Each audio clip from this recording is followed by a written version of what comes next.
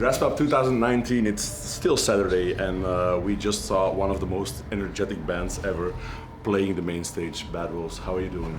Good. Thanks for the good intro. Yeah, now that we hear that, I guess we did a pretty good job. Yeah. That's awesome. Tommy, 2 years ago you were here with Five Finger Death Punch as well. I was, yeah. How was that? That was, it was an interesting experience. You know, it wasn't under the best circumstances, and I got asked to step in and help out a friend.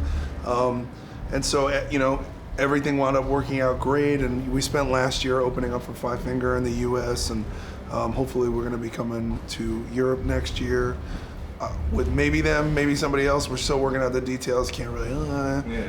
But yeah, it's you know, obviously Zoltan manages Bad Wolves, so it was really an amazing experience for us to come here. It's our first time as a band playing here. Some of the guys their other bands have rocked the stage before, and so you know, it has a lot of meaning for us. You know, JB's got a lot of great memories here.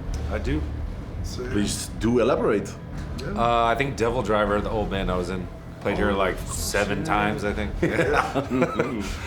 Yeah. A lot of fun. Yeah, absolutely. I will say today, I played that slot before, and Yeah. it was so much more massive today than anything I've seen. It was great. Really? Yeah. So this was your best show at the Graspop ever? It's just big. There were so many people. Yeah, it was a lot of fun.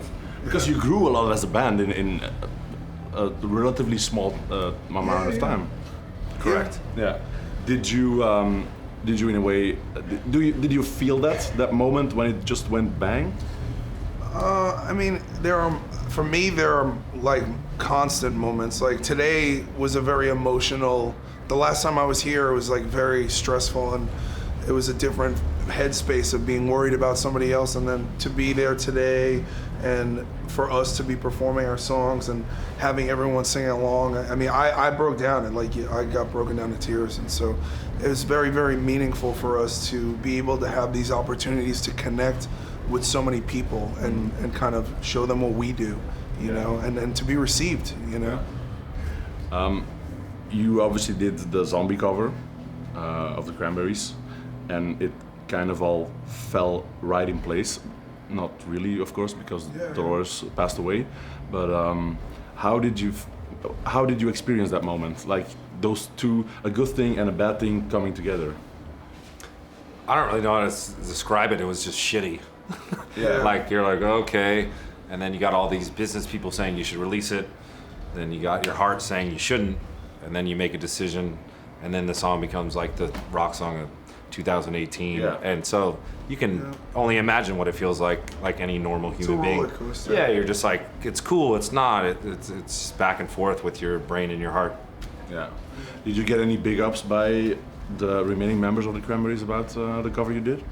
Yeah, we got messages from Dolores' family and management and stuff from the Cranberries team, and you know, everyone was very supportive. We weren't going to release the song unless we were able to donate the proceeds to her children, and so we worked with the family. And Dan Wade at our label has been friends with Dolores and her family for 20-something years, you know, and Alan, who owns our record label, managed the Cranberries for a decade through the height of their career. So it was kind of like, you know, when we went to them with this idea of turning it into, you know, kind of memorializing her, it became something positive out of negative. Yeah.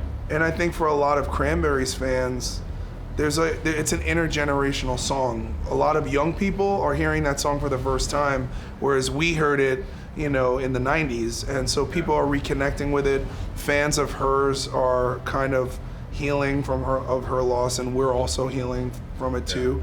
And you know, we encourage people who are singing along to think about someone in their life that they lost, and to sing as if they were, you know, they can hear them. You know, and so together it's this big kind of emotional channel, you know, where we all come together, and that's what rock and roll is about. It's really about us celebrating our lives and celebrating, you know, we go through all the emotions: anger, sadness, joy, you know, frustration, anxiety, depression. We talk about all that stuff. We have a very strong anti-suicide policy that we talk strongly about, and it's just, that's the show. The whole show is, you know, is kind of like addressing all these things that mean a lot to the band. It is a bit of it gets a bit of contrast in the show because the other stuff you do is pretty brutal, might I say. Is that a thing you did consciously, like build a little small piece of emotion into the show as opposed to all the brutalness? Well, I think John can talk about.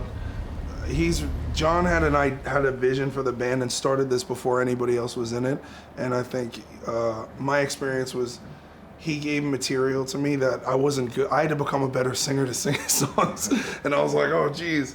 And it's just got a lot of versatility. I mean, I think the goal of it was to put a song. We were scared to put like a song like "Hear Me Now" out with the rest of the record, but then we were like, let's make it known out of the gate that we're going to be like a different palette, versatile band.